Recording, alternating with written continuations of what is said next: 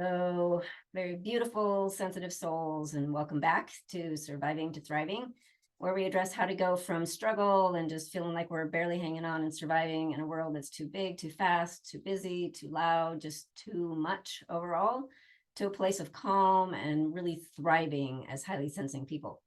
I'm your host and high sensory coach, Tammy Goen, and as always, I'm so glad to be here with you and have you joining me.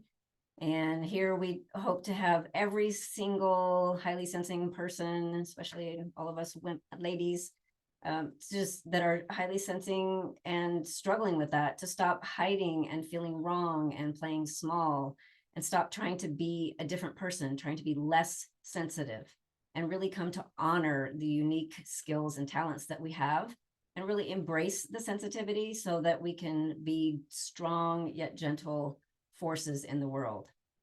So good to be here as I mentioned, and as always, thank you so much for joining me. And today we're going to be talking about self-love and self-honoring. And to start with some quotes this week to get us in that direction. The first one: when you're different, sometimes you don't see the millions of people who accept you for what you are. All you notice is the person who doesn't. And this is actually from one of my very favorite authors, Jodi Picoult, Picoult. If you're not familiar with her, I highly recommend if you like novels. She's got some amazing stuff. And this is from or about, connected with her book, Change of Heart. But I just really like this quote because it is really easy for us to fine tune our gaze, if you will, on our intention on those people who seem to have an issue with the way we do things. And we don't pay attention to all of the ones that really like everything that we offer. So being aware of that and acknowledging that we can't be everything to everyone, but we can be what we want to be and need to be for all of those that are in our world, and just not worrying about those others. And then the second quote is, when a woman becomes her own best friend, life is easier. And that is from Diane von Furstenberg. So true, right? I mean, we really need to work toward being our own best friend. And one of the things that's always helpful is to imagine, if we're hard on ourselves about something, what would our best friend say about that? Or what would we say to our best friend about that? So we need to be our own best friend. So we do that automatically. We give ourselves the benefit of the doubt. We take care of ourselves. We love ourselves as if we are our best friend. So I just love that, wanted to throw that in there, because I really do want to talk about how we honor ourselves for who we are, as we are, whether that's as a highly sensing person or in addition to or outside of being highly sensing, just who we are, period. And it doesn't matter what this ideal can be in so many different places. We are who we are, and being able to honor that frees us up to really enjoy life and feel like we're amazing, because we are. Everyone, we're all amazing, and we need to acknowledge that and put that out there to everyone as well. So being able to say I matter is really, really important. You might have heard me talking about how I like to hand out little cards that say you matter with a little heart on it, just randomly to people, just in a way of giving back, but creating smiles. It's just a really fabulous thing to do. So if you can imagine having that card, you matter, and giving it to yourself, just reminding yourself every day, as often as you possibly can, yeah, I matter. And for so many reasons. And maybe even spend some time saying, why do I matter? What is so cool about me? And be able to identify those things. So how do we give ourselves love? How do we honor ourselves? One of the things that we can let go of is comparisons. So if we compare ourselves with others all the time, there are times when we're going to fall short, because we can set standards so high that it's just not possible for most, if anyone, to ever reach those standards. And if we are saying, oh, I should be this way, or, well, this person doesn't have a problem with that, doesn't get overwhelmed, or doesn't have a, problem putting 112 things in their schedule for the day, but I reach, 56 and I'm done. I should be able to do that like everybody else. So letting go of those comparisons is one of the one of the keys to being able to really love ourselves and honor who we are as we are, by saying, I don't have to be like anyone else. Everyone is unique. And it's important that way. The world needs diversity, and we are part of that. We are who we are. And then another thing that's a particular challenge, usually for highly sensing folks, is taking other people's comments to heart. So if we can limit that, we're in a much better place for loving ourselves. So every time that someone says something that doesn't resonate with us, if it feels like it is, or it actually is directed toward us, we don't need to take that to heart and say, oh, that's 100% true. Or that, that means I have to completely change who I am, or that part of who I am.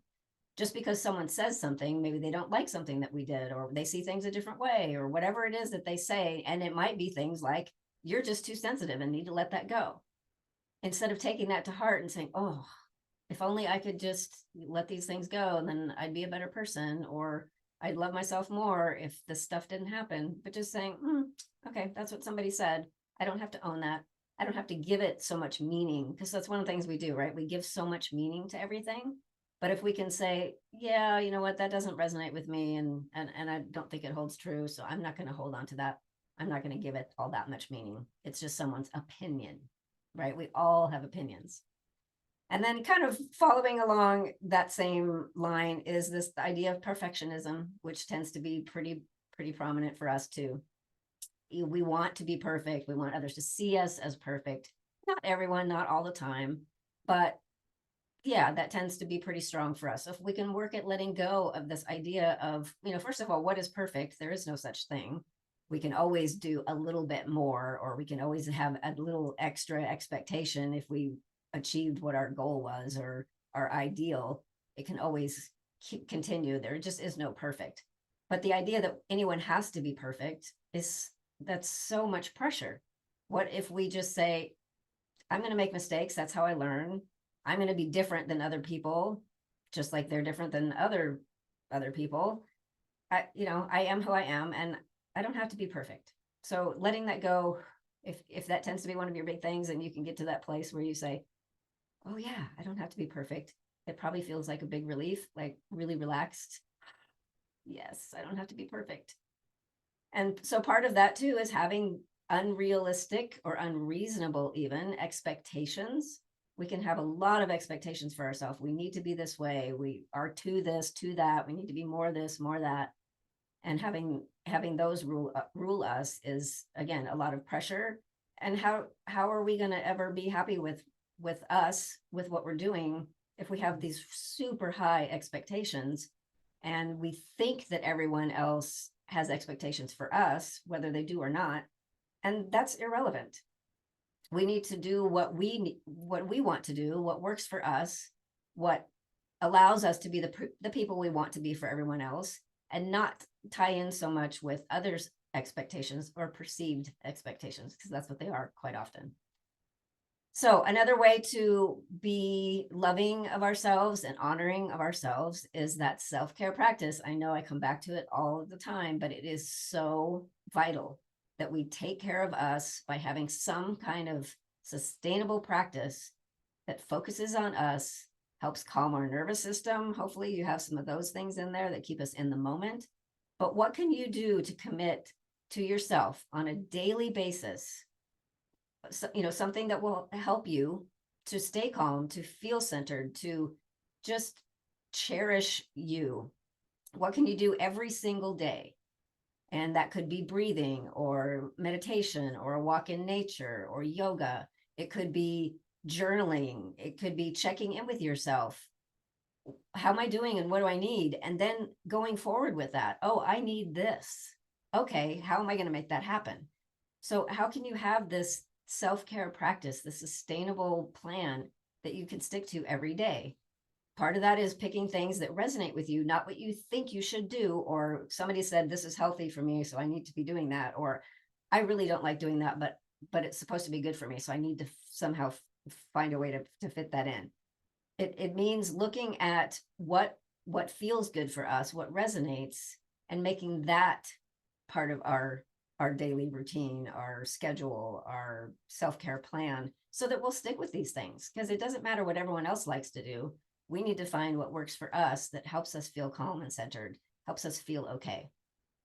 And then when we have this practice in place, anytime that we want to add something, or that we're thinking that we should do something, or we've done something in a certain way, and we have this talk that comes in, we have these qualifiers like, oh, yeah, I did this, but I didn't do this. Or, okay, I want to throw this into my routine, but what's getting in the way of being able to commit to yourself? What is that self-talk?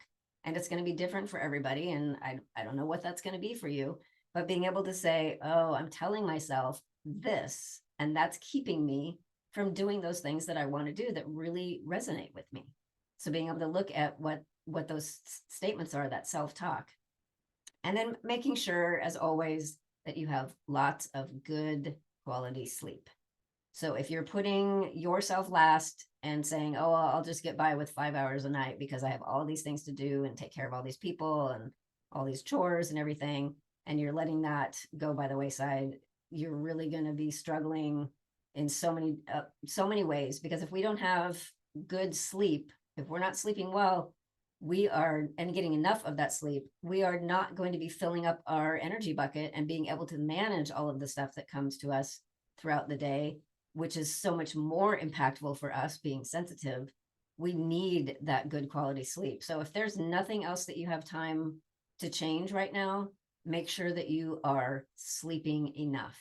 So if that means putting things off for the next day so that you can get to bed, that's what needs to happen. You just really need to have that sleep.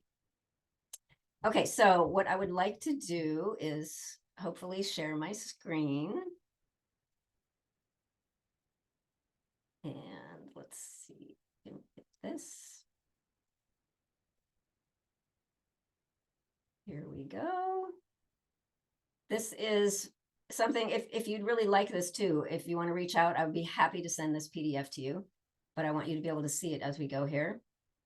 This is my promise to me. So you can do this as a little technique to honor yourself, to love yourself, to make some things happen that maybe you're kind of letting slide or you haven't been thinking about. So the first thing would be, as I just talked about, how many hours of sleep are you getting, and how many do you think is optimum for you? That's a little different for everyone. Maybe it's 7, maybe it's 9, maybe it's 7.5 or 8, whatever that is.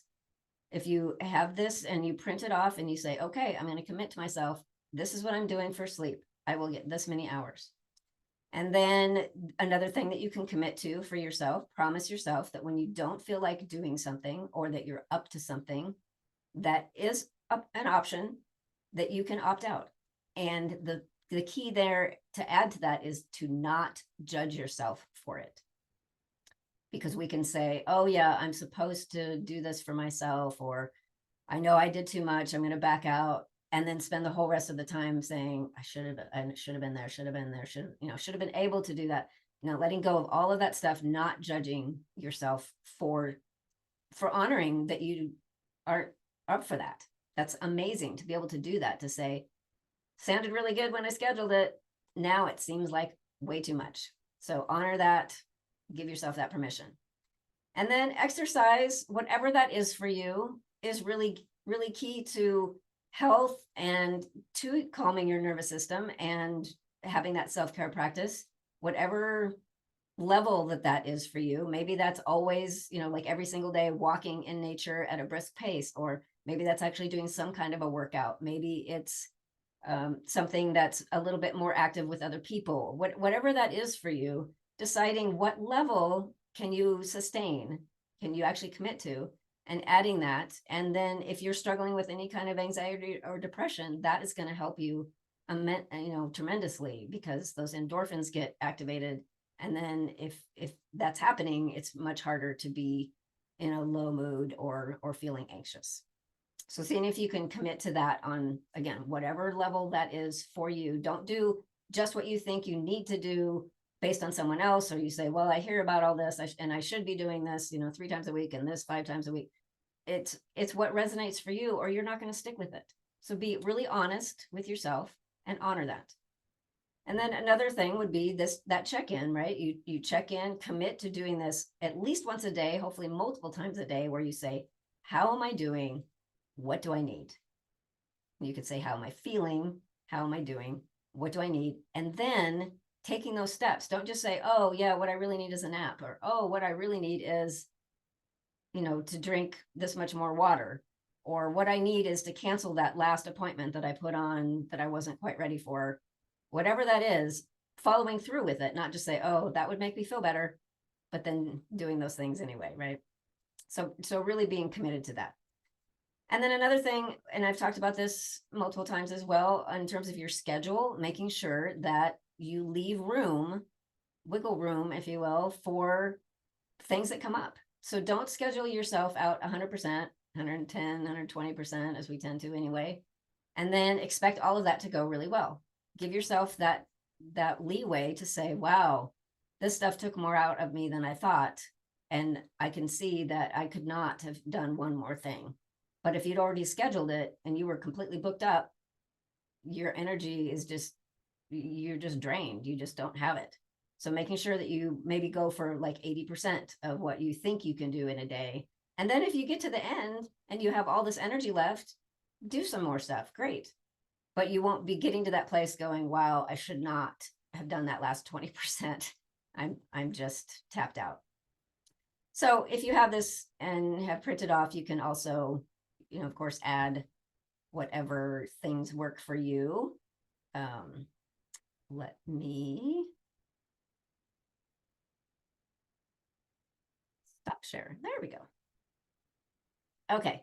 So hopefully, that's helpful for you, and it's something that you can commit to doing to actually help yourself, love yourself. So again, reach out if you would like me to send you that. I'll give you a PDF. Absolutely fabulous. I will send that on its way. So how else do we love ourselves and honor ourselves, take care of ourselves? And one is to really know ourselves. So how well do you know yourself? One thing that can be really helpful is to sit down and create a list of all of your strengths.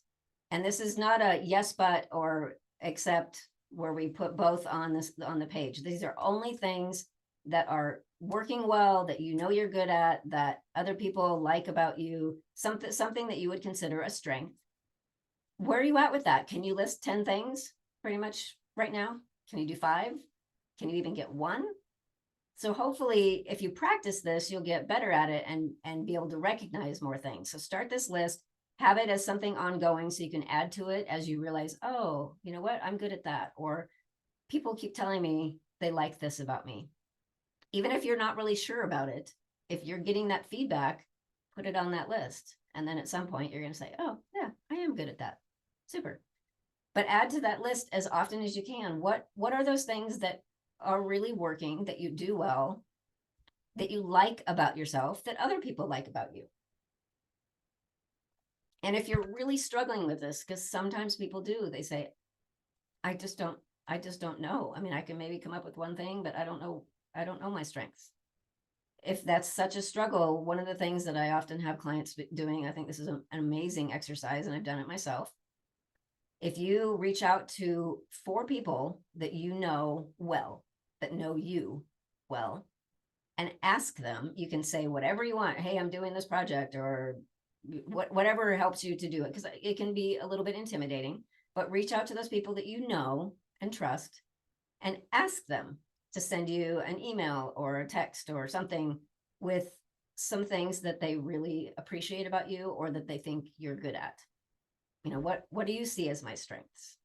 And then allow those to come in and allow yourself to receive them. And sometimes you might be surprised by a few things. You also might see a theme. If you got stuff coming from 4 people, you're going to look through and go, wow, 3 out of 4 mentioned this. That must be pretty true. That must be really something that I really present a lot, or am really solid in. And there's some other things that might, like, oh, 2 people said this and 2 people said that. So, oh, okay, well, that's interesting. Yeah. Sometimes I realize that, sometimes I don't. So that's a really good way to get some outside help if you're really struggling with what are you good at, or what are these strengths of you. because it's really important that we can identify those things and know what's good about us. And we do want it to come from inside and not be relying on the others around us to give us our self-worth, right? But sometimes that does help us to regroup and remember what is good about us if we're just really stuck on that. Okay, so another thing, another list, if you will, or you can journal on this or whatever, for being able to know you is what things make you feel happy, grateful, energized, excited. What are those things? And just make a list of them. It doesn't mean it's stuff that you have to be able to do all the time, but what makes you happy? It might be something really, really small and simple. It might be something, bigger, maybe travel. Okay, that's a pretty big thing, but you say, oh, travel makes me really happy. I feel really, really free and relaxed when I'm doing that. Okay, so what other things are you grateful for? It might be the littlest things. Like, I'm grateful that I can have a really slow, relaxed morning pretty much all the time. That's huge for me, and that's really important for me. So that's on my list. So write down these things, see if you can come up with, at least 10 things that you might feel happy about, feel grateful for, that might energize you or inspire you. And just get to know yourself that way. Say, oh yeah, these things are really important to me. And then as you're thinking about it, you'll think of more. And so those will create a list of things that you can see about adding more to your day or to your life in some way. How can I get more of these things that make me happy, that I feel grateful for, that energize me? Being aware of what those things are and then finding a way to add them to your life makes a huge difference. And then what do you need specifically to feel calm and healthy? It's not going to be the same as for everyone. And it might be part of that having a really slow morning, having meditation every morning, doing some deep breathing throughout the day. Whatever that is for you, identify those things, write them down so that you can make sure to include those in your daily practice. Because it's really important to know what we want, what resonates for us, and then act on those things instead of just pulling in anything randomly or what we think other people would want us to be doing. And what are the things that really help you to regroup, to recharge, to replenish, to fill your bucket so that you have more to manage with all of the input that's coming in from the world? What helps you to just is it to detach from everything, just unplug and have complete solo time for a half hour, an hour? And how often is that necessary for you?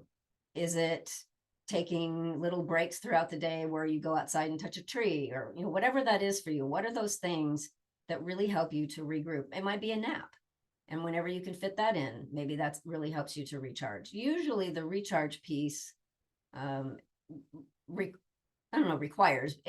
incorporates alone time. I mean, there's some things that we can do that feed us, like spending time talking with someone that we really care about and we have great conversation because we really thrive on that. But it's not necessarily like a direct recharge. But sometimes we do have people that's like we can spend all day with them and we just feel energized because we're so in sync. So whatever that is, that's what it is. That's great. And then another thing that's really good is to consider what you would like to do better or to have skills for that you don't already, and not to focus on them as deficits, like, oh, I'm not good at this, or, I can never make that happen. It's more like, oh, I'd really like to be better at this task, or I've always wondered what it would be like to learn guitar. I'd really like to be able to play a musical instrument, or I'd like to be able to sit with someone explaining something and not react so quickly. Whatever these things are, have a little list of things that you'd like to do better, that you'd like to learn more about, improve on, get some skills for that you don't have. And then ask yourself, how can I make some of this happen? Pick one at a time and say, oh yeah, that would be really impactful for me. What's one step I can take today to make that a reality? And then you can move forward knowing that you are taking care of you by, making your life more full and following through on some of the, what we can see as deficits or negatives, and say, oh, that's always bugged me. Okay, so I'm going to take a step to change that. And then no matter what it is that you're doing and how you're doing it, make sure that you celebrate your wins. And they can be big wins, but they can be the tiniest little thing, one little step. I did meditation 3 days in a row this week. Yes. Or if you're already doing that, I've gone from 5 minutes to 10 minutes. Great. Or you had an interaction with someone and you didn't respond right away or react right away. You just sat back and kind of processed it for a minute and then gave your side of things, whatever that looks like, however big, however small, make sure that you celebrate that.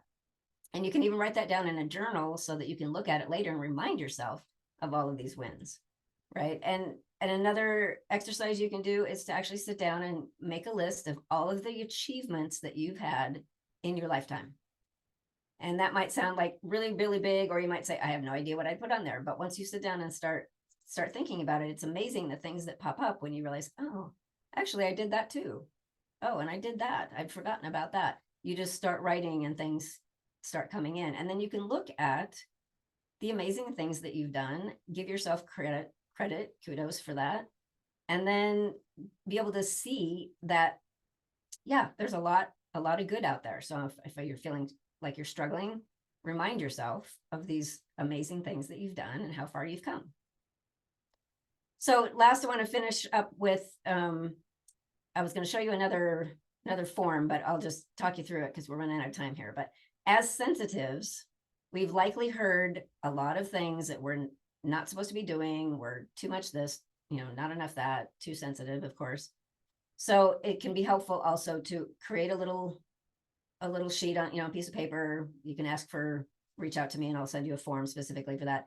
Write down all those things that you've heard or that you have in your self-talk that that are negatives of you. I'm too sensitive. I don't, think before I react. Whatever that is, or you hear, I'm supposed to, not coming from me, but from someone else, learn to let things go. Whatever all those statements are, and then just spend some time going to the other side and say, what's a reframe that I can have? You're just so sensitive, or you're just too sensitive. And you can say, yes, I'm very sensitive. And then you can go forward and that's good, because if you want to spend, some extra time, but just shifting that word very from too or so to very, because that's the truth. You don't need to be less sensitive. You are very sensitive. There's so many reasons that's good, right? So being able to just look at all of those, consider all of those statements that you hear from other people and from yourself, and then do a little reframe. So that goes a long way also in terms of this taking care of us and loving us, honoring us where we're at for who we are as we are. So as always, thank you for being here. It always takes longer for me to go through all of the stuff than I think. And one of these days soon, I'll be giving you an actual exercise to go through so that we can practice some of this stuff. But next week, I hope you'll join me. I have a great host or a guest coming to talk about both yoga and herbs, using herbs for high sensitivity. So I hope you will join me then. Thank you, as always, for being here, and we'll see you next time. Take care.